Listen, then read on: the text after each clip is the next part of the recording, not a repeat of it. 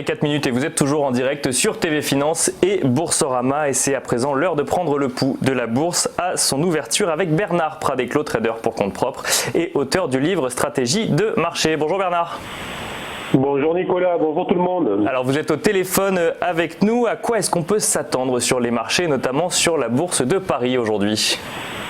Alors écoutez, je pense qu'après une journée en roue libre, puisqu'hier les marchés américains étaient fermés en raison du Memorial Day, on va avoir une Europe qui va plutôt être à la une, puisqu'on a eu dimanche les élections, et qu'on a une réunion plutôt informelle à Bruxelles, si je ne m'abuse, pour aller désigner les successeurs à la fois de Jean-Claude Juncker, mais aussi, et ceci est très important évidemment pour les marchés, le successeur de Mario Draghi. Alors évidemment, lorsqu'on sait qu'il y a la possibilité de voir Jens Weidmann, l'Allemand, qui postule à la BCE, si jamais c'était lui qui devait être choisi, il faudra qu'il fasse ses preuves auprès des investisseurs, car je ne pense pas que les investisseurs aient oublié qu'il avait manifesté son opposition très fermement, très clairement aux actions non conventionnelles de la BCE à l'époque, autrement dit les QE et les TLTRO. Donc attention aux rumeurs, attention à ce qui va sortir de cette réunion, ça pourrait avoir une incidence forte sur les marchés. Ensuite, il va aussi nous falloir surveiller ce matin les taux, et notamment les taux italiens, puisque là aussi des rumeurs, Bruxelles, on est toujours dans la suite des élections européennes, sur des mesures disciplinaires à venir sur l'Italie pour un déficit excessif. Donc ça évidemment ça court depuis un certain nombre de mois, mais là, après les élections, juste ça revient, donc c'est vraiment à surveiller, car tout le monde sait que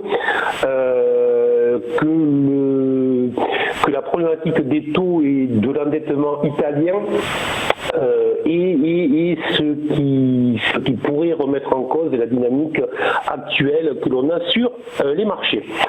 Au niveau statistique, pour la journée, on observera surtout la confiance du consommateur cet après-midi aux États-Unis à 16h. Ça va être le chiffre le plus important, je pense, pour la journée.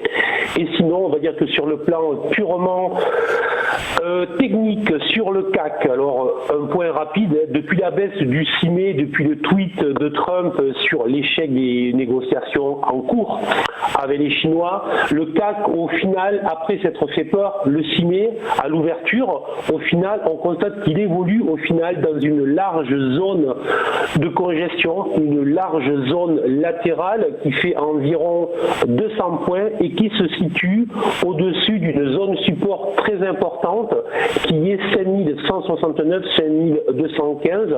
Il faut considérer à moyen long terme que tant qu'on évolue au-dessus de ce niveau, les probabilités sont plutôt pour que l'on redémarre à la hausse dans les semaines à venir, et si l'on passait en dessous, là par contre les incidences baissières seraient de 7 à 8%.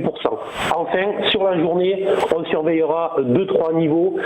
Il y a le niveau des 5282 qui est un gap laissé ouvert à la hausse la semaine dernière, le niveau des 5233 aussi, là aussi on a un gap, et puis enfin on a une forte résistance au-dessus de la tête. Là je vous parle des niveaux sur le futur CAC, donc attention, futur CAC, et on a une forte résistance vers les 5336, 5445. On va considérer très clairement qu'entre 5233 et 5336, acheteurs et vendeurs se neutralisent. Autrement dit, c'est un monde plutôt pour les traders à très court terme. Pour les autres, on va conseiller, restez patient, votre tour viendra, mais pour le moment, c'est un marché pour les traders de très court terme.